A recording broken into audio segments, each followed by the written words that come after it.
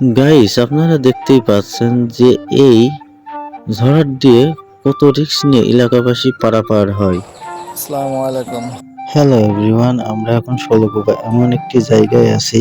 এখানকার কিছু সমস্যা আপনাদের সামনে তুলে ধরবো। তো বন্ধুরা, নদীর এই পারে নড়ার বাজার এবং ওই পারে দলিলপুর, এই দুই গ্রামের মানুষের যাতায়াতের খুবই অসুবিধা হয় এই সেতুটি না থাকার কারণে। তো দেখতে পাচ্ছেন এটা খুবই ঝুঁকিপূর্ণ। এটাতে চলাচল করে মানুষ প্রতিদিন তাদের আয় রোজগার এটার উপর দিয়েই এপার ওপার করে চলতে হয় এবং রোজগার করতে হয়। তো দেখতেই পাচ্ছেন আমার পিছে একটি খুবই ঝুঁকিপূর্ণ সেতু ঝড়ার দিয়ে কোনো রকম মেরামত করে কোনো রকম চলছে এই এলাকার মানুষ। নদীর ওপারে অনেক লোকের বসবাস। তো দেখতেই পাচ্ছেন কত ঝুঁকিপূর্ণভাবে তারা পারাপার করছে এবং এখানে যখন নদীতে পানি বাড়ে, স্রোত অতিবাহিত হয়, তখন এই সেতুটি আরও ঝুঁকিপূর্ণ হয়ে যায়। তখন চলাচলের অযোগ্য হয়ে যায়, ভেসে চলে যায়।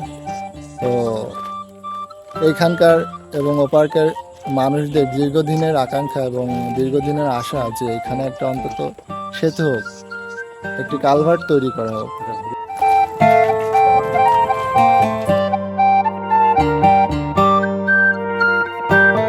গাইস, আপনারা দেখতেই পাচ্ছেন যে এই ঝড় দিয়ে কত রিস্ক নিয়ে এলাকাবাসী পারাপার হয়। কত ঝুঁকিপূর্ণভাবে এখানে এলাকার মানুষজন চলাফেরা করছে। তো আমি আমাদের মাননীয় সরকারের কাছে দৃষ্টি আকর্ষণ করছি, এখানে অন্তত তারা যেন একটি সেতু তৈরি করে। ধন্যবাদ।